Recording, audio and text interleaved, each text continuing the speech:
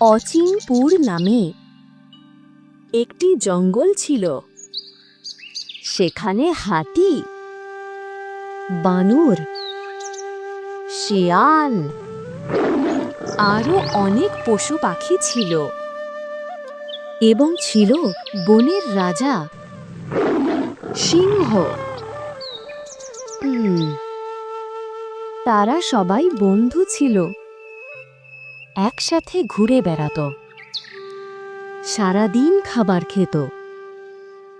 হঠাৎ করে একদিন হাতি ধরার জন্য একটা শিকারী ফাঁদ পেতে দাঁড়িয়ে থাকে হাতির অপেক্ষা করে।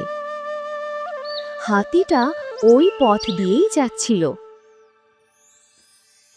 হঠাৎ শিকারী সামনে চলে আসে, হাতিটার উপর আক্রমণ করে। হাতিটা চিৎকার করতে লাগলো। সিংহ ওটা শুনতে পেয়ে দৌড়ে চলে আসে হাতির কাছে।